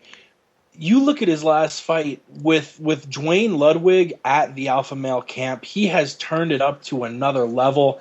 He had 3 first-round KOs against Cody McKenzie, Yautzin Meza, and Darren Elkins before becoming the first man to KO or TKO Clay Guida at UFC 164, which was the card where we saw the un-KOable Guida get KO'd and the unsubbable Benson get subbed. It was pretty ridiculous. But what do you think about this fight? Lentz will be I don't know if he'll be a crazy underdog, but he'll be a pretty moderate underdog. What do you guys think about the fight? Who takes it? Ross? Nick Lentz is a solid fighter. He's a solid featherweight. He's doing some good things. It's a shame that he's got to fight basically the best featherweight in the world without the name Jose Aldo. This is brutal. He doesn't match up well. I mean, Nick Lentz's strength is wrestling, and Chad Mendez's strength is wrestling. My phone is buzzing. And I don't see any way Nick Lentz wins this fight. Chad Mendes is going to make it 5 straight knockouts and, establish himself as the new Chuck Liddell of the featherweight division. I like it, and I'm leaning the same direction. Alan, what do you think about Mendes Lentz? It's going to be one for the Hobbit guys. One more for the Hobbit guys. You heard it here first. I assume he's talking about Team Alpha Male, who have been on an incredible tear since Dwayne Ludwig has taken over.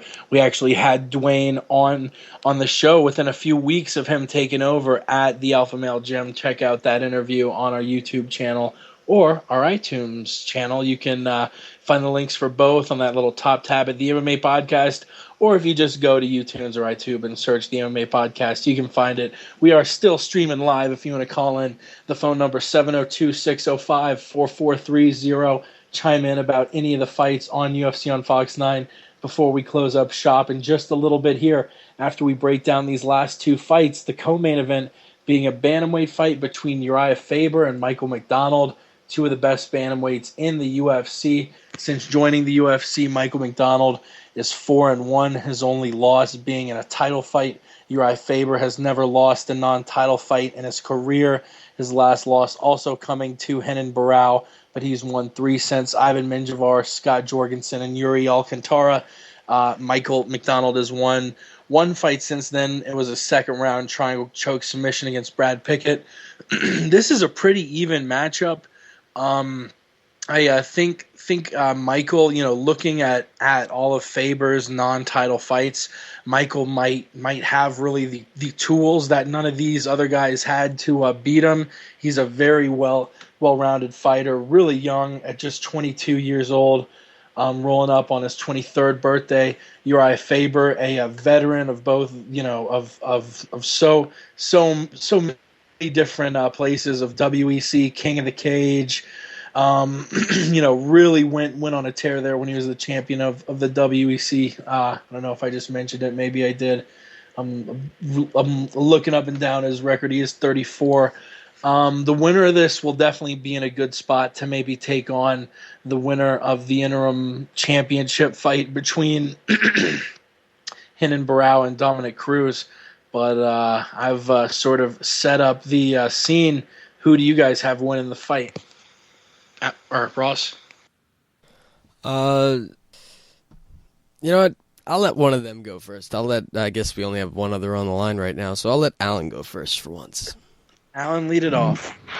I'm going to make it short and simple. Uriah Faber usually looks really dominant in all of his fights, and he got caught. He was close to getting finished his last fight, and I think that just has something to do with his age, and it's catching up with him. He's not the fighter he once was. He's not the best. He's on the down slope of his career. Mayday, we all know, is still, evolving as a fighter, training, learning, growing stronger. He's only like 22 years old. I mean, the kid's had a world title shot. He's not even, was not even old enough to drink at the time. So I think Mayday possesses some skills that, match up really well with Uriah. And I think he's able to keep it on the ground keep it on the feet. And if it goes to the ground, he's got the bottom game to maybe submit Uriah. So something that we haven't seen before in the UFC. So I'm going to give the edge to Mayday just because I think he's going to be a little bit of the underdog, and I don't know. It's something about this fight just seems like it was, it's swinging his way. Ross, what about you for Faber McDonald? This fight is as close as it gets. I'm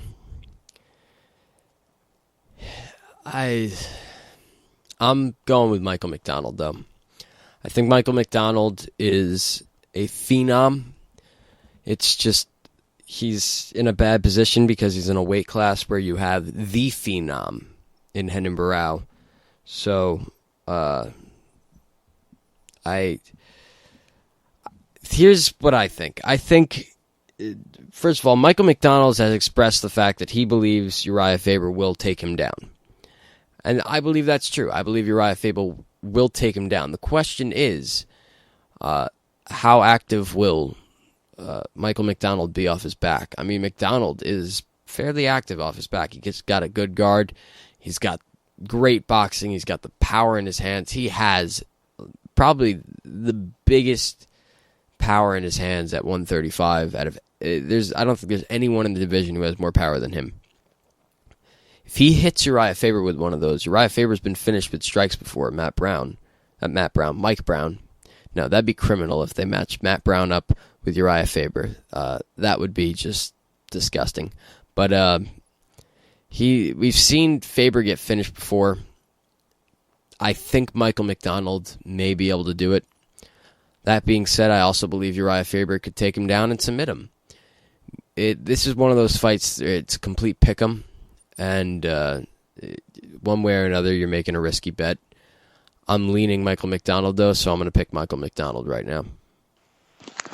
I will admit there is a bit of bias. Watching Faber fight in the WEC is one of the things that originally drew me into watching the sport. But just looking at his career, looking at the major belts he's gone after, he has hunted and gone after for 3 different belts. There was the King of the Cage Bantamweight Championship, which he was the 5-time champion of. There was the WEC Featherweight Championship, which he was the 6-time championship of. And there's this UFC Bantamweight belt that has eluded him. He's fought for it twice now, once against Dominic Cruz at UFC 132, once for the interim belt against Renan Barao at 149. Now he's pretty much making his 3rd and final ascent to a championship, probably. He's fought 35 times. And this is his last big chance to be a UFC champion. There's going to be so much fire under this guy's ass. Not saying that Michael won't have the same fire, but he's 22. He's not fighting with the same urgency Faber's fighting with. I think Faber's still at an age in 34 where he's definitely getting older, but I don't think it's taking away from his game much. He's not suffered any major injuries like say his nemesis Dominic Cruz has. Just looking at Faber's career, it's definitely been one of the greatest ones in MMA. Certainly, probably the best as far as or one of the best as far as a featherweight or bantamweight goes. But I really don't think this is the end of the road for him, and I think we see him beat Michael McDonald and then have one last shot at a belt against the winner of Cruz versus Barao, which in itself is going to be a war. I can't wait to break that one down. Final fight before we bring this terrible, horrible episode of the MMA podcast to an end. The flyweight championship between Demetrius Johnson and Joseph Benavidez, a rematch of the fight at UFC 152.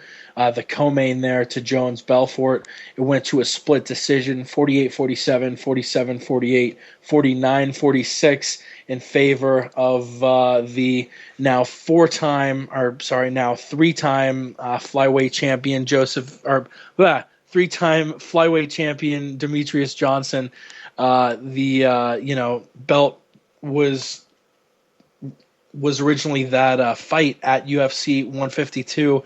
Johnson now looking to get his 3rd defense against the guy he won it initially against, Joseph Benavidez. I'll save my call for last. Ross, who you got? Johnson versus Benavidez. God damn it, I can't even speak. My throat's so fucked up. I'm so excited for this war. What's going to happen? Well, I wish Yao the Truth was on the call right now because Demetrius Johnson is his boy. But Demetrius Johnson is the fastest fighter in mixed martial arts. He's got the best double leg in mixed martial arts. it's pretty much impossible to stop. Joseph Benavidez is in one of the best camps in mixed martial arts right now. Team Alpha Male is doing huge things. Dwayne Bang Ludwig is doing huge things. Bang Muay Thai is really taking over the team, and they're on quite the run. It's no question that these guys are two totally different fighters compared to when they fought last year. It'll be a question of who's improved more, who's adapted their game more, who's evolved more. Joseph Benavidez has looked like a killer with a couple of finishes under his belt since losing to him. Two finishes. He had that decision win over Ian McCall, and then he finished Darren, last name too long, and Husier Formiga to basically earn his title shot back. That being said, I can't pick against Mighty Mouse. Mighty Mouse has just looked so good. I picked against Mighty Mouse in his last fight, and after that, I vowed I wouldn't pick against Mighty Mouse again for a very long time. And as much as I like Joseph Benavidez and think he's a great fighter and has all the tools to do this, I don't see him doing it. I see Mighty Mouse winning a unanimous decision here. I just think his double leg, the speed of that double leg will just be too much. Mighty Mouse is so technical and so precise, and he's a very good striker too. He's got great kicks. This is just, it's going to be a fast-paced fight, but I'm picking Demetrius Mighty Mouse Johnson to retain his UFC Flyweight Championship via unanimous decision, 49-46, 48-47, and 50-45. Word, Alan, what do you think about Benavidez Johnson 2? Joseph Benavidez is going to catch Mighty Mouse with a knee to the head and knock him the fuck out. Courtesy of Bang Muay Thai. Honestly, yeah, Ross knows MMA more than most anybody I know. I definitely give his comments a lot of credence, but I'm actually siding with you on this, Alan. The first time around, Alpha Male didn't have that sort of order. It's not just the striking, but it's the order that Dwayne has brought to camp. He's focused a lot of these guys. The first time around, it definitely went to Johnson, but I thought it was pretty close. Benavidez's last two fights both ended by TKO. The last one, he made quick work of Jussier da Silva or Jussier Formiga, whatever you want to call him. I really think that we see an aggressive Benavidez, and I think all three Alpha Male fighters win their fights and all go home happy. We've seen a ton of talent with Alpha Male. But the three guys that they're facing, and Lentz, McDonald, and Johnson are, three of the best fighters in their divisions as well.